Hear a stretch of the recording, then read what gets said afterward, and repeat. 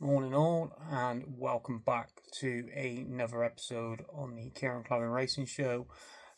This episode is slightly different. We're going to cover another one heading towards the Cheltenham Festival, but this is my lay of the festival. Obviously, last year I put up on Ballyburn up on my Twitter feed and got plenty of response from people saying he won't be beat. This, that, and off the back when he beat Croke Park at the DRF, but he was well and truly put in his place. And I hope I can get another one beat here. I just think one that's far too short in the betting currently, and it comes in the Mare's Chase, and it's Dino Blue. Currently best price 6-4. I think she won a very average renewal of the race last year. Obviously second year before to Impervious. And I think she's on a bit of a downgrade, to be honest, this season.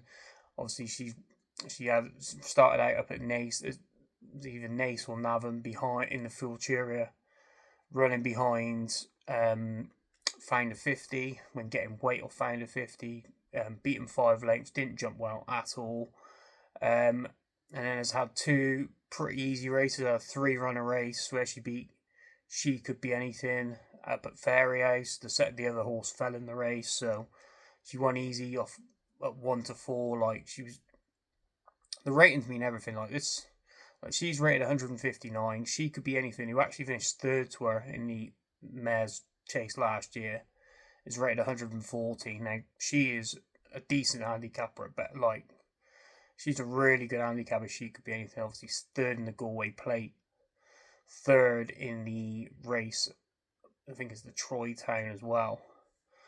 So she's got decent form, but she's only a handicapper. Obviously, last year's race, Aragorn Devassi fell in when looking like she could have come in there and give a chance. And nothing's been seen from that race since.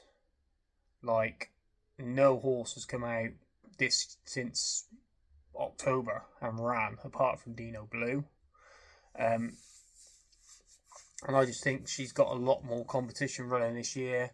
And her last run, just last Sunday, she was 1-8 to beat two other JP McManus horses, Bioluminescence, and You'll Have Me in Stitches. Now she got £17 better in the weight than Bioluminescence and £29 better than You Have Been Stitches. So she's running against much inferior rivals and getting the job done quite easily. Obviously, that last race was over 2 miles as well on Saturday. I just think she's going to have far more competition this year. The second in the betting, for example, Spindleberry, again with Mullins, Townend's ride, because obviously Dino Blue is JP owned. With Townend's ride, rated 154. Now, this horse was unbeaten over fences until taking on the Irish Gold Cup last time, where she was pulled up. Now, I'm not sure whether the owners will still want to go for the Gold Cup after that, but I think if she comes here, she is a big threat to Dino Blue. I really do think she is. Like, she was really, really good up at Doncaster. She's been good throughout the season as well. Obviously, they took a big swing having a go at the Irish Gold Cup. It hasn't worked out. Maybe they still go to the Gold Cup. I find it hard to believe now that they've been pulled up in an Irish Gold Cup. We shall see. But if she comes here, she's got a huge chance.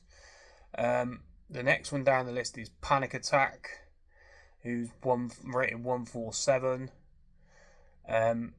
Won both the Paddy Power and the Hennessy this year. Like, she is in the Ryanair, she is in a couple of handicaps as well, but hopefully she comes here.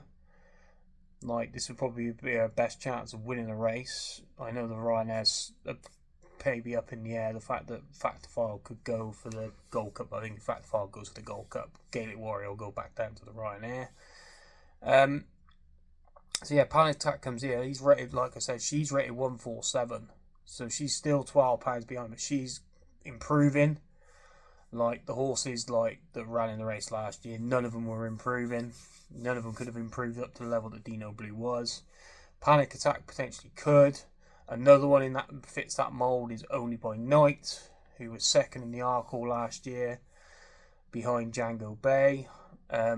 has won a Grade 3 this season at Navan, beating champ Kylie. She could go Champion Chase, but likely she'll come here. She's rated 148. So again, and obviously second season chaser, plenty of upscope in her and to improve for that as well. And obviously was a good second in the ARC, also likes it around Cheltenham. There's Carla Conti, who's in the same ownership.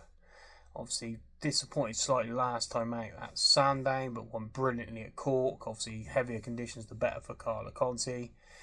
There's Jade de Grugy. Now, if she gets her act together and actually can jump a fence, then she could be a danger as well. There's just so many options. Like, unlike last year's renewal, where it was only really Aragorn Devassi in the race that could potentially give her a race, Dino Blue, I think there's a lot more in here, and I'd be willing to take her on, and she will be my lay, because I think she's on the downgrade as well. I think she's had her time. She's won second in one of these and then won the race the next year. Potentially there will be a young up and coming horse that will come past her.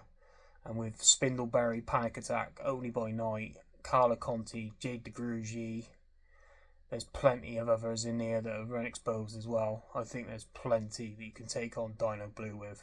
So she will be my lay of the festival. Thanks for listening, guys. I'll be back tomorrow with the weekend preview, looking at Ascot and Haydock. But until then, guys, enjoy your betting today, and happy punting to you all.